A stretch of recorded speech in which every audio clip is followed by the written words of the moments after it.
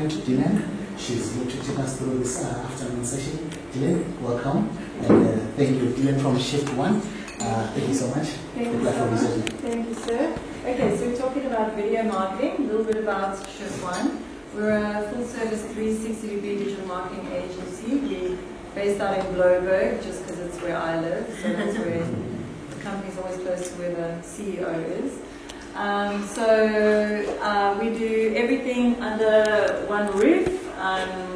We integrate all the digital marketing efforts together. So you've got your social media, article writing, paid media, blah, blah, blah. And what makes us slightly different to other agencies is we don't use account managers.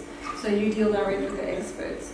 So that means that you get your work faster, and also there's no post office.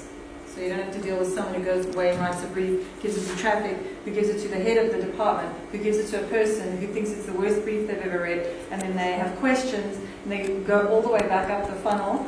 And so at the end of the day, our clients deal direct with the expert. So the client learns from the expert, and also the expert has a chance to really understand the brand beautifully. So that's kind of what we do and what makes us different. And yeah, I think if you just take my background and where I come from, I come from a digital marketing space. I've been working in digital for the last however long it's been around. And before that, I was in online gaming. And before that, I was a marketing manager, traveling the world, working on various places, into different disciplines from property to finance and advertising for my sons and stuff like that. But I love running my own company because I can create the culture that I like, which is we only hire awesome people and we only deal with awesome clients. So we don't deal with assholes. Yeah. So like if my staff comes to me and say, this customer's burning us out, that's the cue. Really? Okay. So yeah. We create a really nice culture. That's the most important thing. Okay, so let's talk about video. What makes video so amazing? So you all know the stats that should come as no surprise that we've got 5. What is that number? Is that? Yeah. Can I do a zoomer? That's 500,001 watched daily, and a lot uploaded every minute. So. Marketers who use videos grow their revenue 49% faster than non-video users. And marketers who use video receive 41% more web traffic than non-users. You're looking at some video conversion metrics, 80% improvement in conversion. What's a conversion? A sale, right?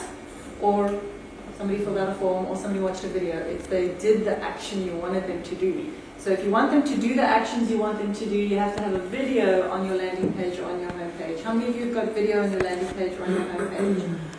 No? So that's a big takeaway. Okay, so let's talk about how to use video. As a marketer, one of my favoritist things is my marketing table. So this is something for you to do as homework if you haven't already done something like this. And it's so simple. And you stick it up in front of your desk, and it's your target marketing table.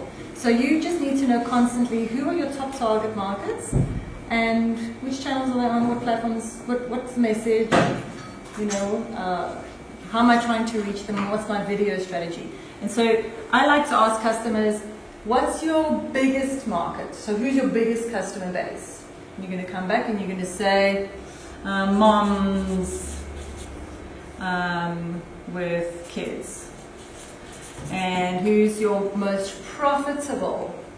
Well, that will be my divorced dad's, I don't know what product I'm selling yet, with kids. And what is your fastest growing? Well, that's my teenagers with kids. Sorry, it's very negative. It's gone really dark. So let's go fastest, let's go most profitable, and let's go biggest. It's not birth control you're selling, is it? Yeah, birth control. Condoms. So, and here you can put some more descriptive text. And here you're going to look at your beautiful analytics on Facebook. Facebook's got some powerful, beautiful insights for you on this, not just on your followers, and not just on your demographic, but in the broader South African context, because we often quote statistics that are American without knowing it. Like, for example, I've been guilty of saying that Facebook is decreasing in which market?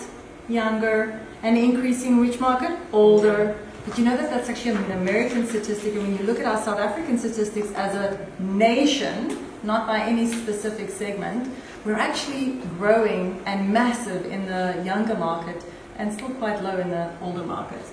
Okay, but I suppose we've got quite a lot of demographic skews happening. Okay, so you're going to look at your descriptors. You're going to say 35 to 45. You're going to say 46 to 50, 51 to 55. Yeah? And the same here. You're going to have 1, 2, 3, 1, 2, 3. And you're going to say female, female, male, male, male. Okay. And then over here you're going to say, what are their needs? What are their emotions? So what do they want? What problem are you solving? So this is not about, I need them to buy my product. That's not what we're talking about. We're talking about what is their deep emotional driver? What's keeping them awake at night? I'm afraid my children won't love me. So something like that. That's not me. Don't look at me like that. I know they love me. What emotions do they have? And then I'm going to throw in a little homework for you. What's their limbic map? Oh my goodness, it's so exciting. I have to tell you about the limbic map, but we just don't have time now. So pop me an email. I'll literally come and tell you for free at your offices about limbic and neuromarketing. It's amazing. It's just basically reaching the psycho, the subconscious of somebody based on as simple as their age and their gender. Very, very, very powerful. Okay, and then you're going to say which channels are they on? Because, I mean, aren't you tired of like hearing that the board member's wife says Pinterest is the new thing? And you're like, really? Pinterest? Can you see who our customers are? Are they on Pinterest? Yes, they are, as a matter of fact. Or no, they're accountants and lawyers and IT professionals. They're not on Pinterest. So the only way you can fob off people and say no is if you've got the data.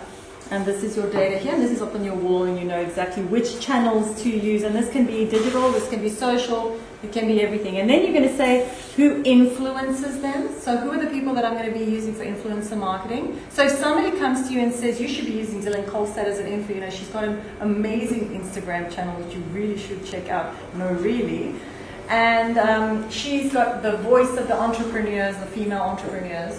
And you'll be like, yeah, well, there's no female entrepreneurs here. Nobody's interested in her message. She's not the right influencer. But how would you know if you haven't done the table? So you're going to say who your influencers are, and you're going to say video. You can have another one here for email marketing, articles. What else? What else have you been taught in this session? Website considerations, landing pages. Is your landing page for your mom with kids going to look the same as your landing page with dad and kids? And teenagers and kids? You know, I've got young kids, and when they look at the TV, they say to me, they say to each other, Mommy, Mommy, that's me, I'm that one. No, Mommy, Mommy, I'm that one. They do. Yeah, they do. And do you think grown-ups stop doing that? They don't. Because when I do usability testing, where I'm testing a website with customers actually using that site, you know what they say? Yeah, that's not me in the picture. That's a real techie guy, and I think I'm at the wrong website because, yeah, I think this website's too complicated for me because I don't look like that guy. Or the woman has literally said, oh yeah, that woman looks like me. Look, she's happy because she got it right, and this website's for me because I see myself in the picture. So at a minimum, you need landing pages for each of these people, and then you need to know what's your video strategy for these people. So what kind of video content are you going to be creating for each target market? And may I be so bold as to say that you should be creating a separate strategy for each little subsection there. Because I happen to be older than 35, and you know, if you show me a person of 15 in the video, I'm not going to resonate with that. If you show me a person of 55, I'm not going to resonate with that. So you know how old I am, you've got the data, Show me videos of people that look like me. Don't go showing me people that don't look like me and that don't have, display. So I need to recognize myself in the videos. So be clear on who your customers are and the video strategy, and then you can create the most amazing content to absolutely meet their needs. How many of you have seen this video? Tell me I don't have to show it again. It always makes me cry. Have we got 2 people seeing it? Do you want to see it? Yeah. Okay. So these days, the marketers who are creating super emotional ads, it's like we're having this competition to get people to cry. But the reason why it works is because emotions make people respond. Because it comes from here. People don't buy when you appeal to their logic. They don't act, they don't react. So they react from here, the limbic region. This is where decision happens.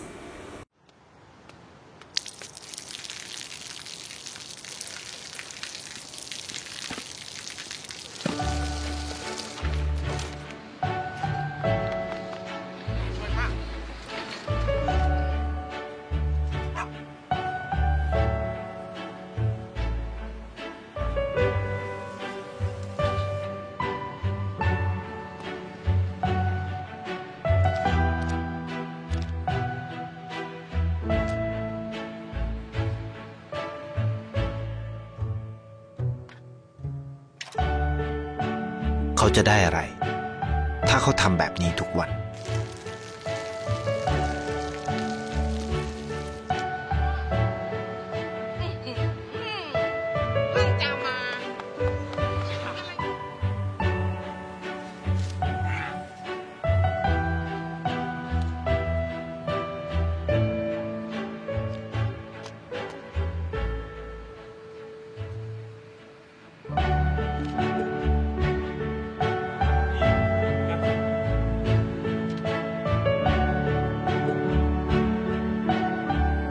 เขาจะไม่ได้อะไรเลยไม่ได้รวยขึ้นไม่ได้ออกทีวีไม่มีใครรู้จักไม่ได้มีชื่อเสียงที่มากขึ้น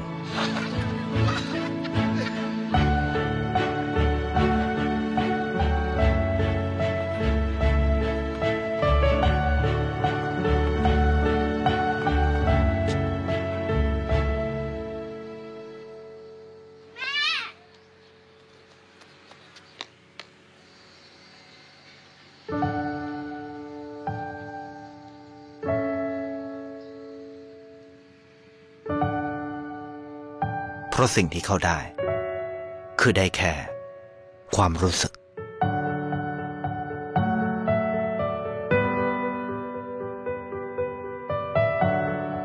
ได้เห็นความสุข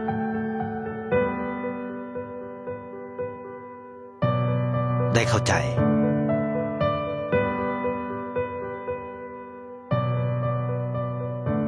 ได้ความรักได้ในสิ่งที่เงินซื้อไม่ได้ได้โลกที่สวยงามกว่าเดิม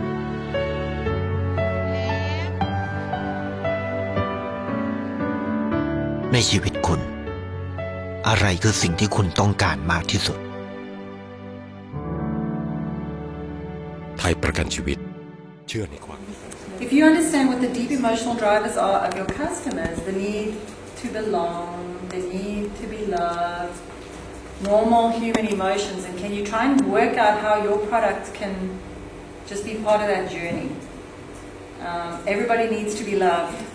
Everybody wants to feel like they belong. Everybody wants to feel like they're needed. Everyone wants to feel connected. So I heard an example from another speaker the other day. They created a video for a Facebook group. And they posted that video, they gave that video to the community leader, the guy on the Facebook. It was a bunch of IT geeks. And they gave that video to him for free. And basically what the video was about is how cool it is to be an IT geek.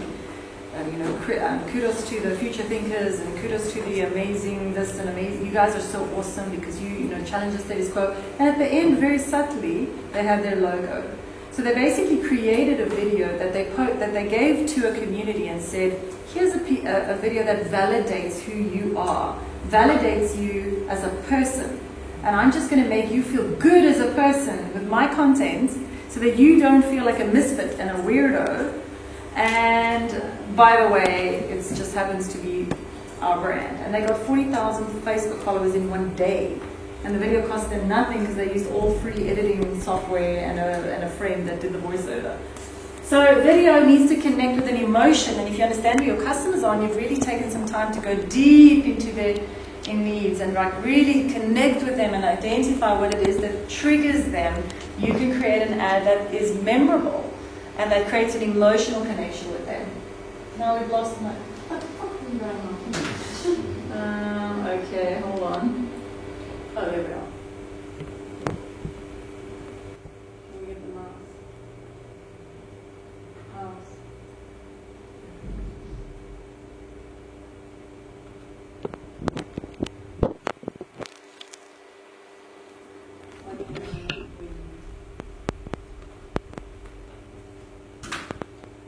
Call to action. Your video should or could have a call to action if the goal of the video is for them to do something. Video doesn't have to have a call to action, it could just be awesome. But if you need a video to perform a function, you're going to add a call to action at the end. So you need to have a publishing schedule. As you can see, I brought my videographer along because if you don't plan to make videos, videos don't just make themselves. So it's important that you say, okay, I'm going to set some goals. What do I need to achieve? What are the videos that I need to achieve? Why am I doing this? Why am I making video? You need to be clear on why you're making video. Create a plan for yourself and say, okay, every Monday I shoot a video. Every Friday I write the blog. And every Monday I shoot the video that goes with the blog. Because some people don't like to read. How many of you prefer to watch a video than to read? Video? How many of you prefer to read? So can you see that they're both people in the room? So just because you don't like to read, don't assume that everybody doesn't like to read. I've heard feedback at these types of talks that some people say, no, I like to scroll down and read all the text and see if this is something I want to actually spend time on, as opposed to sitting and watching the whole video and realizing it's a complete waste of time. So what I like to do is write the blog or the article and then embed the video as well along with it. So you've catered for both types of audiences. So think of your video content plan as a series or a season to give it structure. So if you're going to be creating content on a regular basis, come up with a theme for the series. Say the next 10 episodes are going to be based on this theme. It just helps to give it some structure. So for example, the videos that we are creating now for Dylan Kolstad, because I refer to myself in the third person, is this third season that we're embarking on now. I'm going to be interviewing digital marketers and social media gurus as part of my show. The first season, I gave a whole bunch of advice and told people how to be entrepreneurs. The second season, I interviewed a whole bunch of top entrepreneurs. So can you see how having a little bit of structure helps your video plan to have legs? Give each series a theme, rebrand the video intro and outro with each new season. So every season you should come up with a fresh look and feel for your videos, right? And then there's different ways that you can do it. So some people shoot everything in one day. They shoot all the full month's content in one day. And then they'll break it up into snippets. Or even better is to make it fresh and relevant and shoot daily, edit at night, post in the morning. That's how you should be doing it. So then you have oh no, play. But there's the second season where I'm interviewing entrepreneurs, and we created a whole different brand for myself and for our clients that we do this for. So this is for me the worst kind of video. How many of you have interviewed your CEO in this format? I think this sucks. Yeah? It's about as bad as when he stands up in front of the staff and gives a big speech and people are on their phones. It's dreary. So how could you do it in a different way? It's dreary, but it gets watched. Ah, very good. So how about this? What about if you followed the CEO for a day and he relayed the same information, but while walking to his car, while sitting in his car, driving or being driven, while walking into a meeting, halfway through a meeting. So it's the same information delivered, but now I can see some context of, this is what his life looks like. Because most people, are you laughing? You're like, ain't never gonna happen. Because he's always busy, my commitments. That's a good point. We did that and I've got more. Oh, there we go. So it's like the Kim Kardashian version. Now, here's the big thing. How many of you work for CEOs of big companies? Well, you work for big companies. Are we medium-sized companies, small companies? Which one are we? Big? Medium? Small? So, I've spoken to CEOs of huge South African companies. They don't know, they maybe know 20 staff members. 20. They're in 15 buildings around South Africa. Some of them are global. Some of our clients are global. They've got global branches. These people have never met the CEO. How are they going to understand the vision of the CEO if the CEO does not communicate it by video? So what I have done with some of our CEO clients is we have followed them around on a daily basis to show people this is how hard the guy or girl works. We don't obviously show when they're on the golf course and driving their red Ferrari. Oh, that's nice. Yeah. We show them, we show them living the values that they're telling people they stand for. So if the company stands for the following values, I want to see the CEO doing it. Like if one of our values is integrity, show me the CEO displaying integrity via video. It's way more powerful than having a poster on the wall saying integrity, excellence, innovation. Yeah? Because they all say the same thing. Okay. Have you seen the Casey Neistat Nike video? Nope. No. Damn it. Okay. Casey Neistat Nike. Please, sir. Oh, shall I see if it works? Yeah. So, what do you think of that? Which brand was he working with, collaborating with?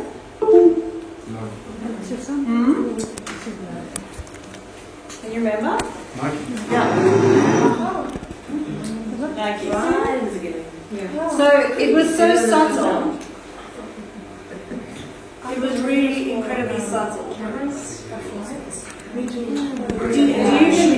you believe that he really stole the Nike budget? Yeah. Do you believe that he really stole the Nike budget? I mean, I see him and the marketing manager sitting down and chatting about the marketing manager said, I want to give you $8,000. We would have usually created an ad, but I want to give it to you as an influence because you've got this huge reach. So come up with something that embodies the brand values of our brand. And for me, this entire video is it embodies the brand values of Nike. It's about being active, doing more, being busy, making it count, living a life, living on the edge.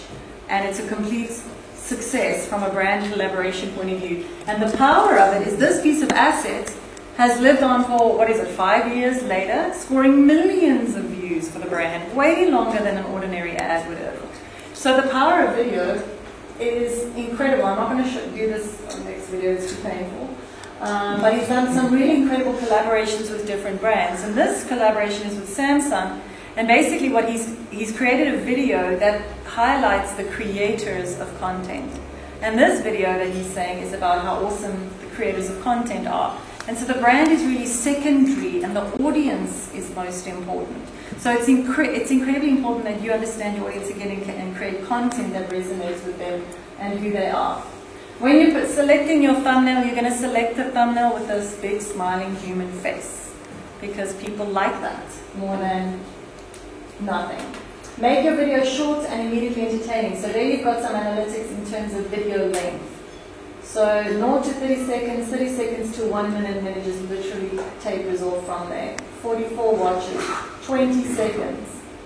And then you've got this major downturn. What we do find on very long videos that we've uploaded, people watch a long video for longer than a short video. So if I upload a 3-minute video, I might get 19 seconds. If I upload a 30-minute video, I might get 19 minutes.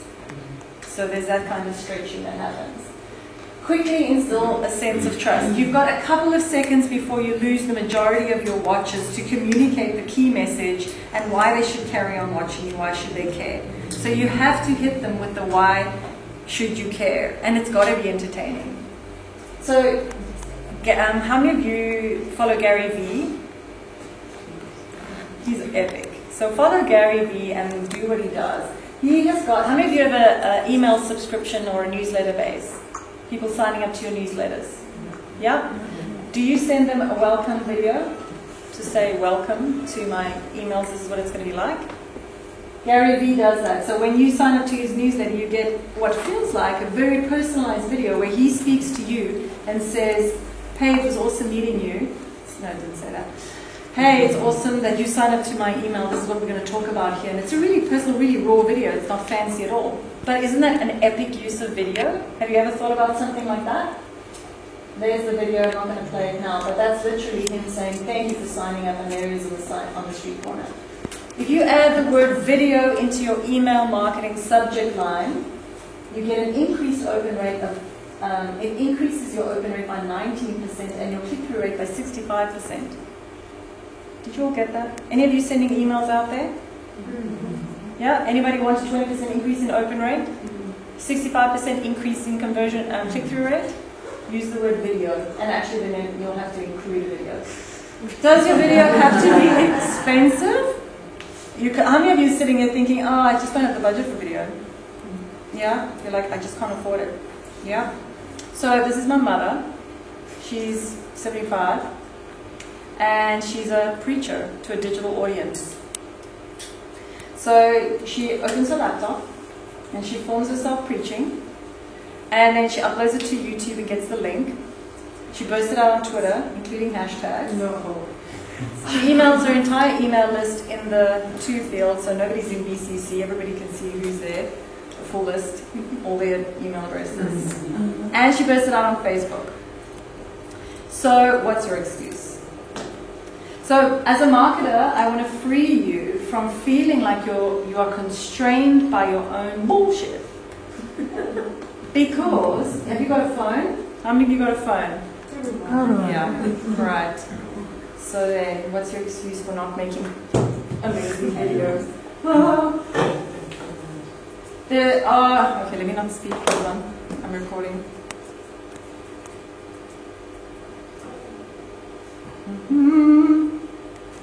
There are amazing phone editing softwares, free phone editing softwares, right?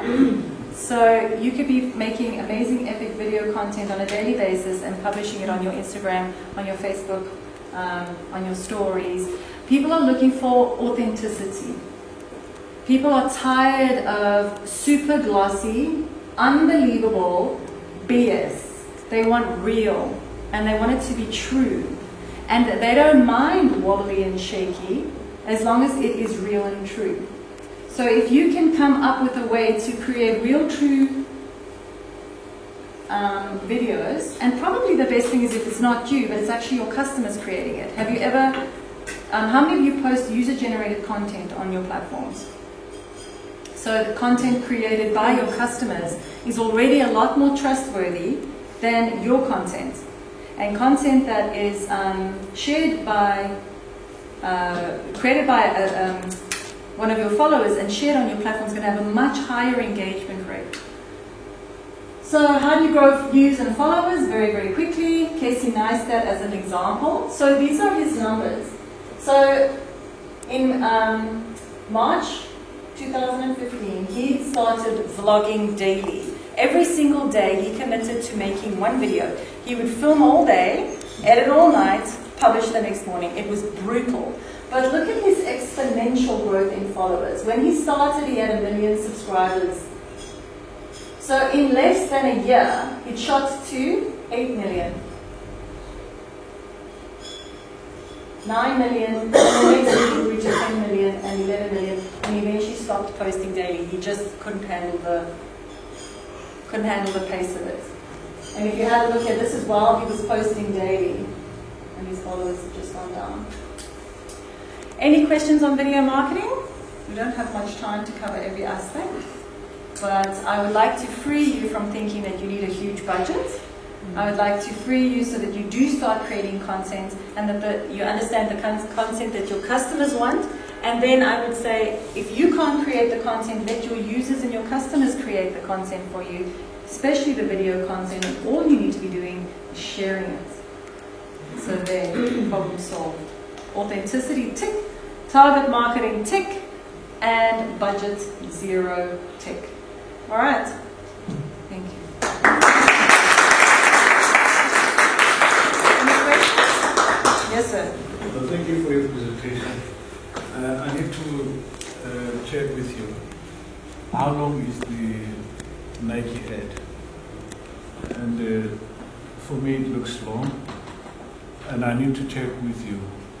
Is this exceptional case to the rule that, you know, short video is much more impactful and entertaining? So it's the exception to the rule because it's so well done. It's so captivating. People will watch it, and you'll have a much lower drop-off rate. So if you're going to create a boring video, make a short boring video. But if you're going to create an epic video, you can go a little bit longer. But it's just about how awesome it is or not. And it's difficult to know what awesome is. How many of you saw the Mesa ad recently? Go and look it up. It's the worst ad I've ever seen in my life. The guy can't rap, the rap doesn't rhyme, and the guy can't dance. Mesa is a local IT company that makes laptops. Mesa, M-E-C-E-R. Yeah, but it's epically beautiful in its cringe-worthiness. You'll watch that whole ad just because it's the worst thing I've ever seen. And what I'd love to know is if they did it on purpose. Yeah, because of the brand. He is the brand, so obviously it's known. Even if it's boring, I mean, I know that. Yeah. So I would, if I was a marketing manager, I would say we make terrible ads but great computers. So it just depends on how great it is. Yeah. So, and what you can do is you can test it beforehand and see what your drop-off rates are like. Release it to a small audience and see what your drop-off rates are like to see if it's interesting or not before you're going to put a huge budget behind it. But that's why actually Nike didn't make that ad. Casey made the ad. It's not an ad, but Casey made it because it's hard for you as the brand custodian to make great ads. And it's hard for you to, even your agency to come up with ads that are going to be just amazing on that level because Casey, by the way, is a videographer by trade. Any questions? Yeah? Cool. If you need me, I can leave a stack of business cards on the table in the front. You're welcome to give me a shout.